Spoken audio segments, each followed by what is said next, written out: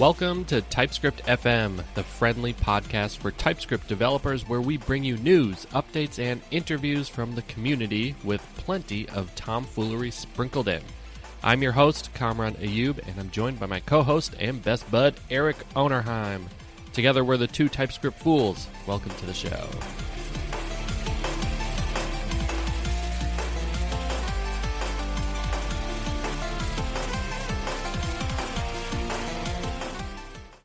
Hello, hello. Welcome to the show. Hey. How's it going? Hey.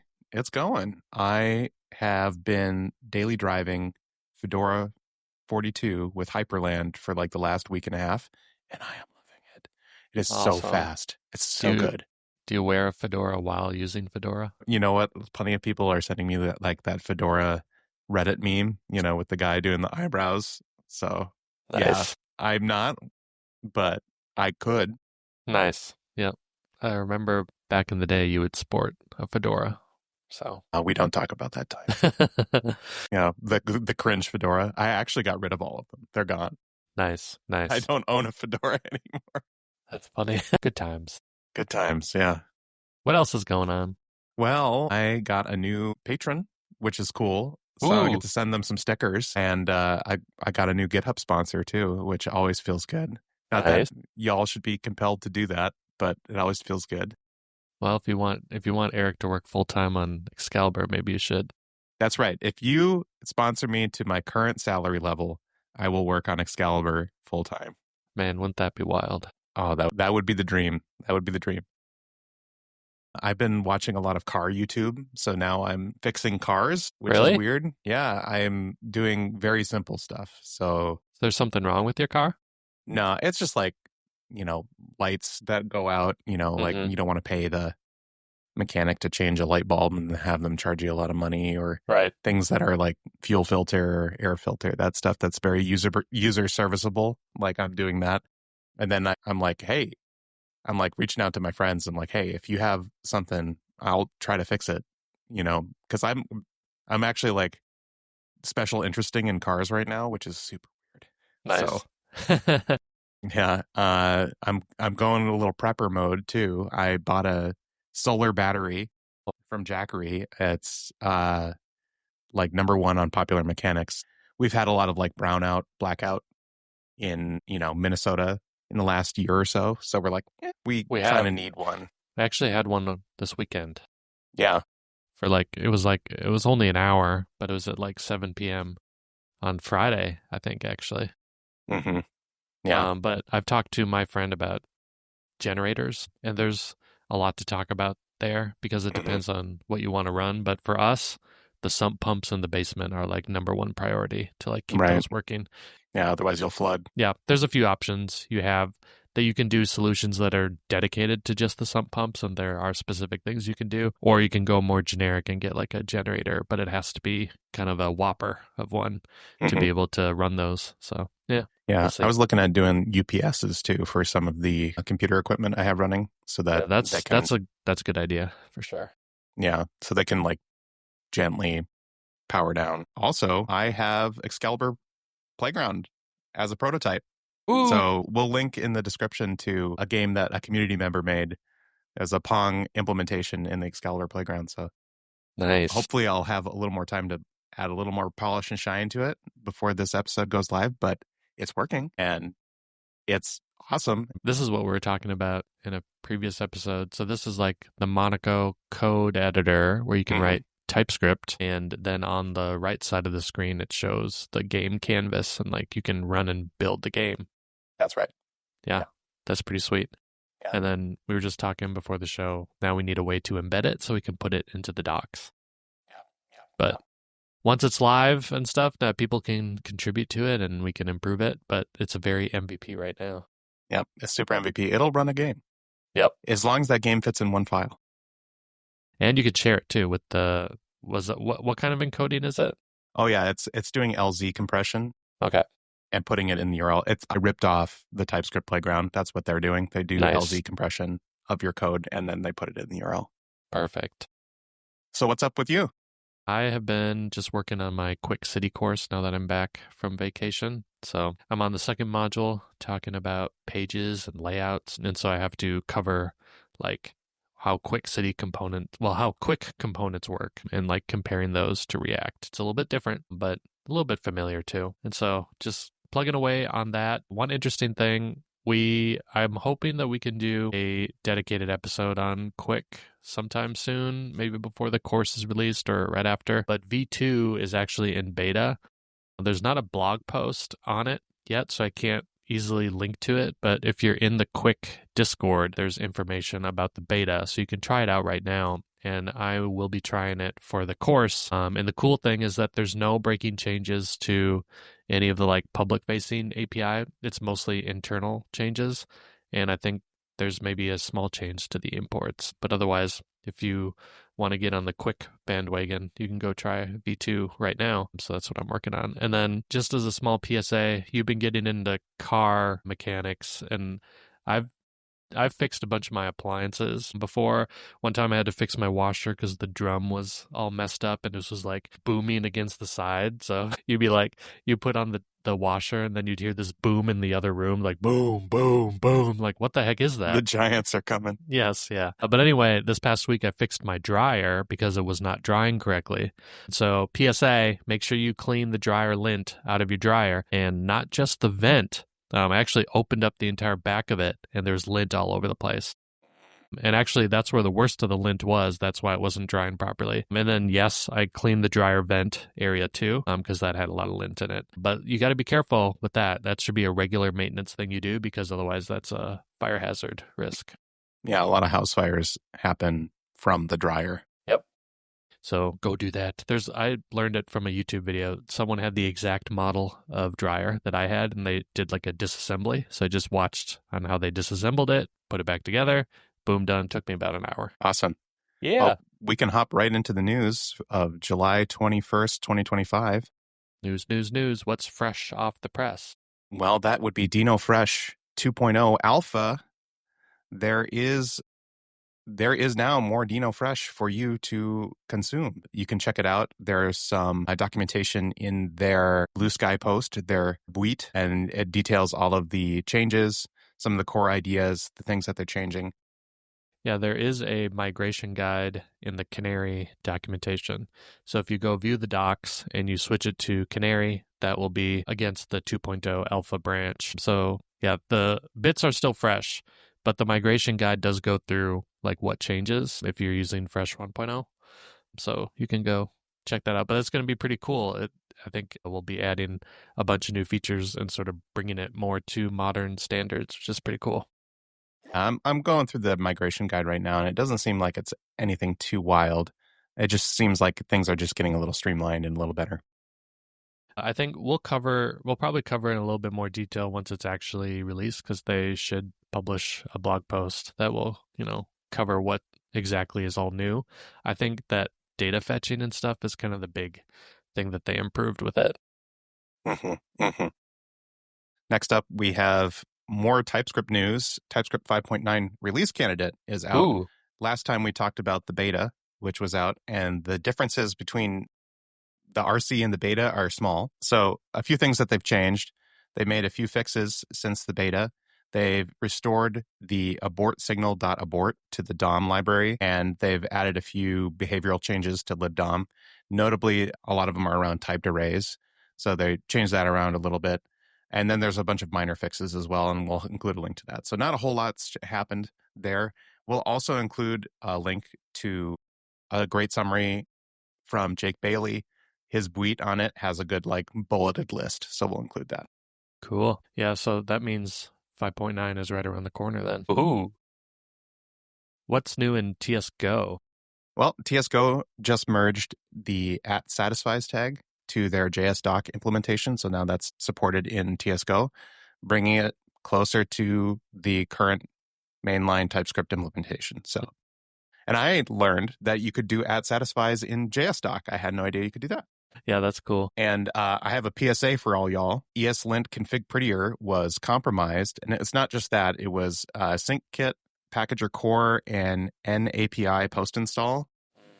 the maintainer was phished and malicious packages were published. And Excalibur used to use eslint-config-prettier, and we were one version away from being pwned. We don't use it anymore, but we could have been part of this security incident. So we've included a link to the Bleeping Computer article about this, but make sure if you have a vulnerable version of any of those packages that you get off of that vulnerable version or do whatever you need to do in your infrastructure to scrub those dependencies. Yep, get those versions updated. Pay attention to those CVE vulnerability reports that GitHub tells you about. Cool. We have a correction, actually, for one of the last episodes where we talked about the new experimental TSGo lint. You have some feedback that you got from Josh, so we should share that.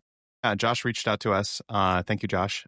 Okay, so we implied that Josh worked on the TSGo lint project. He did not work on the project, but he did say it's a fantastic proof of concept, and they're not exploring it because the interrupt between Go and other languages and runtimes is not awesome. The other thing that they pointed out is that reusing the AST in the lint process for the TSL plugin does sound nice, but it's actually not where they save the most time. Reusing the types is the thing that gives them the most bang for buck, not reusing the AST. Building an AST is easy. So building the AST, that's not really the bottleneck in linting. It's the actual type generation, like reusing the types. That's right. And caching that is what's nice, and I think provides that speed up then. So that's a good correction. Yeah, and that's consistent with what we've seen with recent work to speed up TypeScript. Fewer type instantiations that you have inside of the TypeScript compiler, the faster things go. Especially like when you're looking at archetype and some of the recent changes they made, that's kind of in the same vein. So that actually makes a lot of sense. Yeah. And then the last thing is Josh wanted to point out that the new TypeScript ESLint homepage, I think it's alien.codes, spent a lot of time doing that improvement. So huge props to Alien. Yeah, and in fact, I was reading that thread. If you want feedback on your own homepage, Alien is happy to give it and might be able to. You could hire him to help you do that too. Awesome.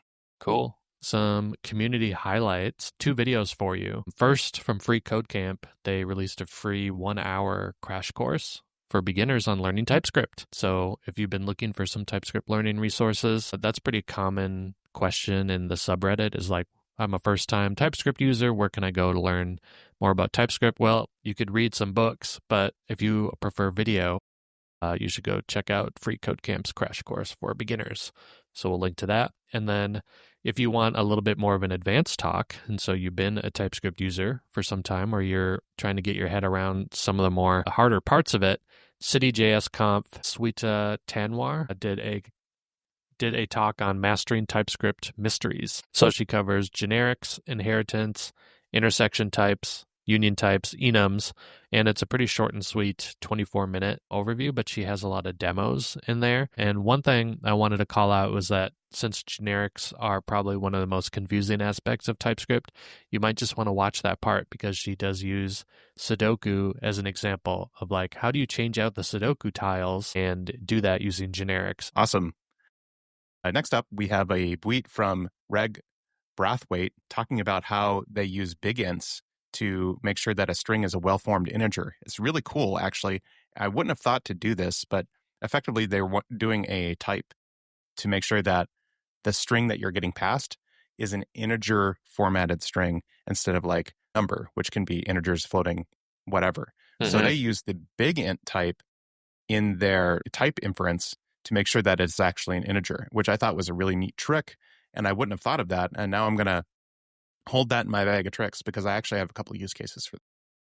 That's cool. So this is not necessarily like a runtime thing. Like this is just a type only thing, just verifying that some string is like a well-formed integer.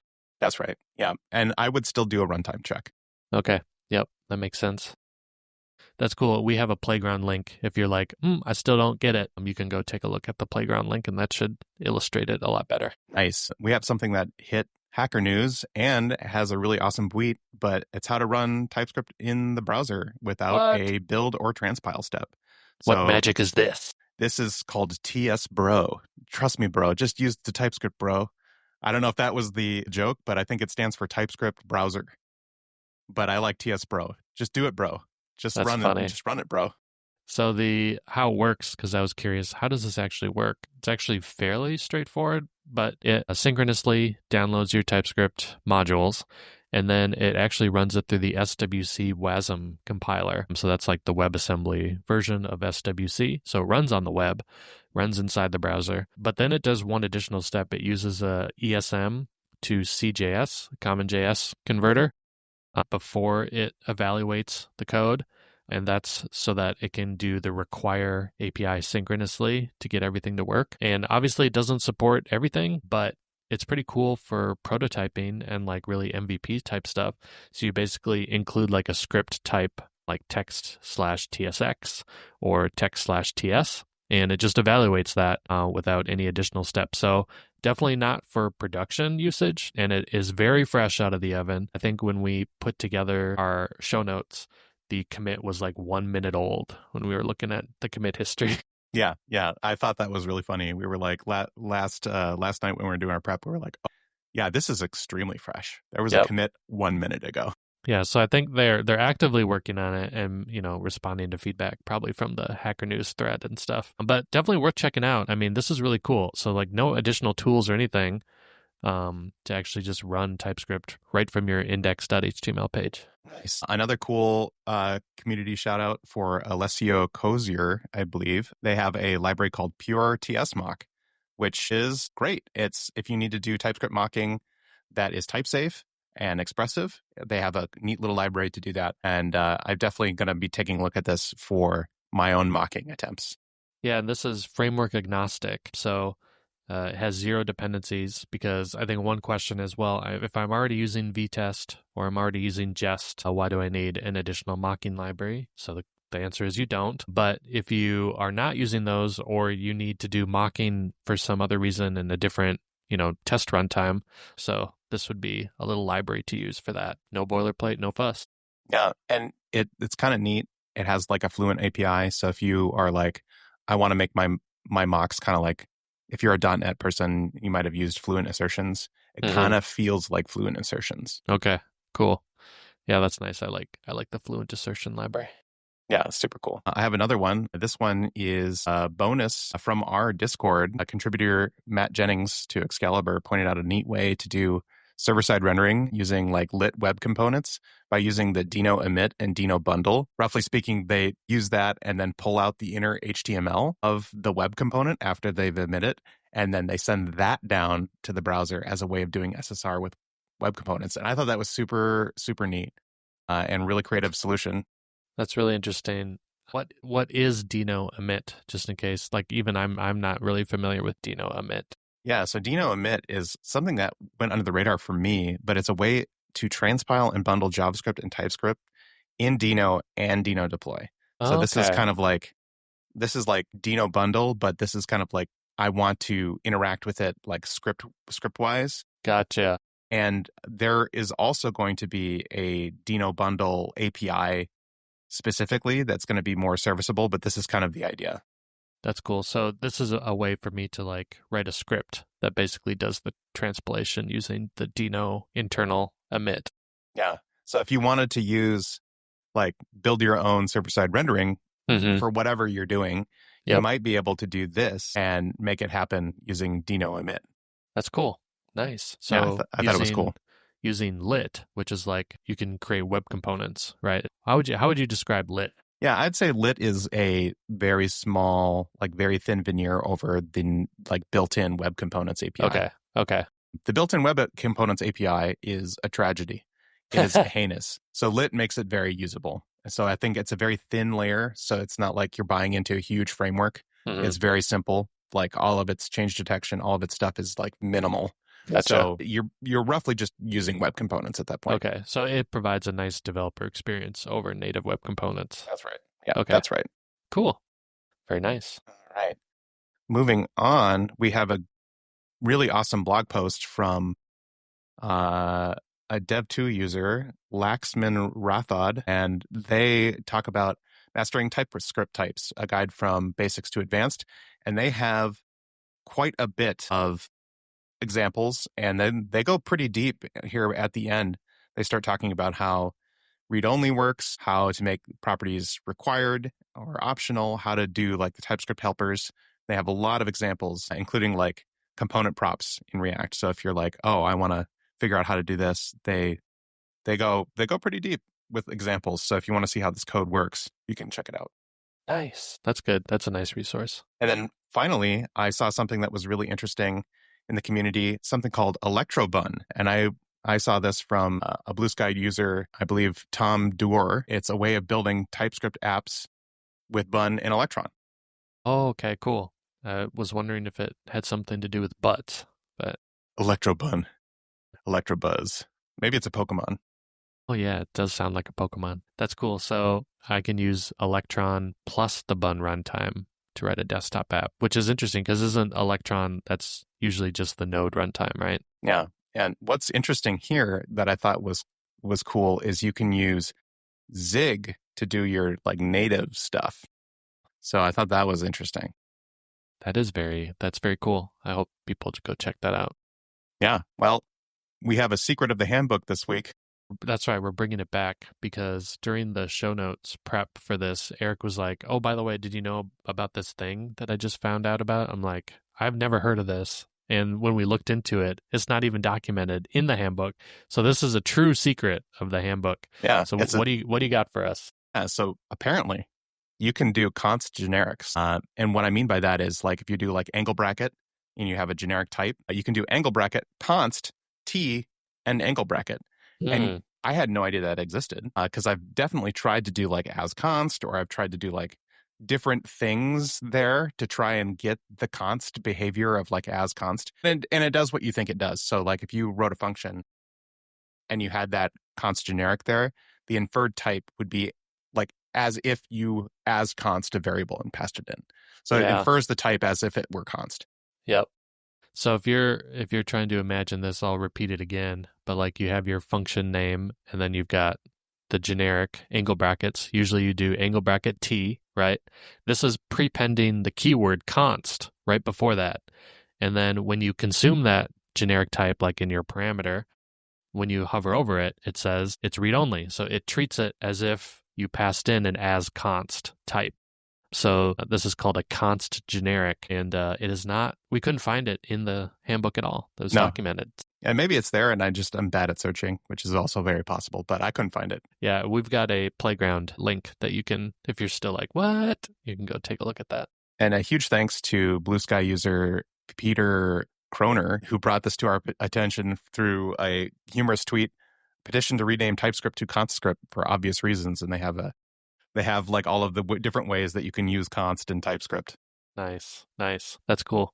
Love it. Cool. I have a couple cool links, some things that I didn't know existed. There is something called SendBeacon. So if you've ever wanted to like keep like something alive and you were doing like a fetch or an XHR, there's actually just a built-in navigator.sendBeacon that will do this and not run afoul of like cores or anything like that. It'll do the right thing and it'll send a post beacon back to your page. So like if you need to do any logs or anything like that, it won't block it'll do it in a way that isn't messing with the user. So you're not like posting or anything like that. It's kind of neat. I had no idea this existed, but this is a way of like getting at information in a browser standard way that you're doing like analytics for a user.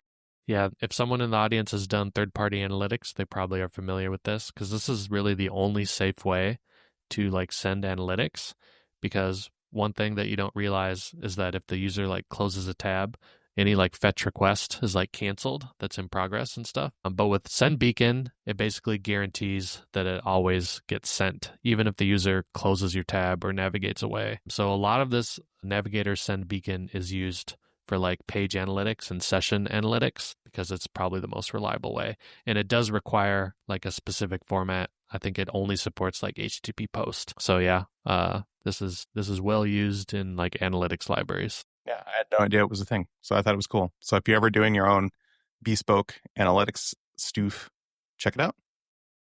I have another cool one, which is a library called es-toolkit, which is as far as I can tell, like a re-implementation of like underscore and Lodash that is 2 to 3 times faster and 97% smaller by using modern JavaScript. Cool. Oh, that's nice. I wonder, is it a drop-in replacement or you'd have to modify some of your code? That is a fantastic question. Their README says es-toolkit offers a complete compatibility layer to seamlessly replace Lodash with es-toolkit/compat. Okay, I'm going to be taking a look at this. I mean, why not get the savings with minimal effort, right? Yeah, no, it's super cool. And then the last cool link that I had was a blog post about how to do clean architecture in TypeScript using dependency injection, and we'll include a link to that. It's in Chinese, so you might have to click translate, but it's still a pretty good article. But they talk about tssyringe, which is a bit outdated. But during that discussion and my looking at this, I found DI-Wise, which is a new dependency injection library that uses with or without ECMAScript decorators, the brand new ones. So you don't have to worry about like tssyringe. You have to use the old experimental decorators. DI-Wise lets you use the either with or without, and you get kind of the same API that you would want. Like you can do like the injectable thingy, inject it somewhere. Yeah, and another key thing is that a lot of these dependency injection libraries from the before times relied on reflect metadata as a package that you had to install as a dependency. This one does not. Sweet, sweet, sweet. I just have one cool link. It's a blog post, actually, and it's titled NIH is far cheaper than the wrong dependency, and NIH stands for not invented here. So I really liked this because since I'm a product engineer, like I have my own app, I do think about dependencies quite a bit because you will sometimes hear like if it exists, you might as well just buy it, or you might as well adopt this thing as a dependency. But dependencies do have a cost, and the blog post specifically mentions they require a significant time investment to learn to use. Often they're so large and complex that simply writing the functionality yourself is faster than learning. And sometimes it's easier to write it yourself than even install the dependency. And then this is the big thing for me. Their breaking changes can trigger expensive rewrites of your own code to handle a new interface. And if you're dealing with like desktop stuff, like NPM packages that need to be installed on a client machine, you also need to ensure that your dependencies end up on your client's machine. So he talks, the blog post goes through a framework for evaluating dependencies, but I also can link to a BWeet that I did where I think about dependencies in terms of Wardley mapping, because on a Wardley map, you can sort of list your value chain of components, and then you can order it from like most visible to users to like least visible to users, and then how evolved that component is on a maturity scale. And one of the common stages is like product rental, which means that this dependency or this component is available for me to buy or rent from some service provider. So here's a concrete example of that. In my app, people can import spreadsheets. So I give them a way to upload their spreadsheet, but that involves multiple components. So one component is just the uploader itself, like the file uploader, right? So I could do not invented here, and I could write my own file uploader. But that doesn't really make a lot of sense because that's fairly well known, and there are a lot of libraries that can do that. But then the other parts is once you have that file uploaded, you have to parse it, and then you have to display it back into the UI like a spreadsheet editor so that people can edit the data before they upload it. And that part, I'm using a service to do that. And this is where I ran into this because it kind of ends up being the wrong dependency. And it's not cheap because what I found is that this service tends to go down a lot. And the problem is that uploading the user's spreadsheet is part of their onboarding experience. So what happens when your dependency goes down during a user's first time onboarding? Well, they literally cannot complete the onboarding process, right? So it's very visible to them, like this upload process. Yeah, I think this goes back to like any like methodology to the purest extreme is bad. So like if you like invoke non-invented here for everything, that can also be really bad. Like you were saying, if it's part of your secret sauce, like if it's part of like, this is a crucial flow for your product, you should build it. Like maybe there are some exceptions here, but like it goes down and you lose money, like that might be a sign that you should at least consider, like, okay, is the cost benefit ratio worth it to us to either build or buy this? So we had this exact same thing happen to us at work, and I won't share any details that I'm not supposed to, but effectively we should have built something. Like it boiled down to this exact thing, like where we had something on the critical flow where we should have built it, but instead we bought it, and it turned out that they were not living up to the 5 nines that we needed. Yes. So like, and any dependency that you have, you start multiplying that downtime, and suddenly, like if you have a commitment to be like 5 nines or whatever nines you need, like any dependency you have now, that compounds your risk of downtime, and that's a thing you can't control. Like you can't send engineers to fix that, like that are employed by your company. You can only call them up and complain. Yep. So I think the takeaway here is I really enjoy using Wardley maps to try to map that out and understand like what part of this process could be built internally, because just thinking about it, you don't have to use one service to do all parts of it. Like you can break it down such that you can understand what's the most riskiest part here and which one do I want to make sure that I control the user experience. That's what I want to build internally. Otherwise, this other thing that's like not as important, I can take a dependency and I'm taking on that risk, but I understand that I'm taking that on. And it's not like a, experience breaking type thing if something goes wrong with it. Yeah, one thing I really like about this article is they call out some good dependencies. And the one that I'm really happy about is the web. Bet on the web. Web APIs, HTML, JavaScript, CSS, these are extremely ubiquitous and largely evergreen. Like this is a good dependency, but they also call out like POSIX system calls. That's a good dependency. Yes, for sure. If only the web had a CSV parser that I could bet on, that'd be great. Well, I think that's a show. That is. All right. Have a good one, everybody. Yep. See you next time. Bye-bye. Bye. Hi, everyone. This is Kamran. I just wanted to thank you for listening to the show, and we hope you enjoyed the episode. If you want to see the show notes, you can check your podcast player or go to typescript.fm, where you'll see a list of all the episodes. If you enjoyed the show, tell your friends, and please rate it on Apple Podcasts or Spotify, because that's how the show grows and gets discovered by more people. If you want to suggest news or a project that should be covered, or just want to say hi, email us at feedback@typescript.fm. If you want to follow us on social, we're both active on Blue Sky. I'm at kamronigus.com and Eric is at ericonerheim.com. You can also follow the show directly at typescript.fm.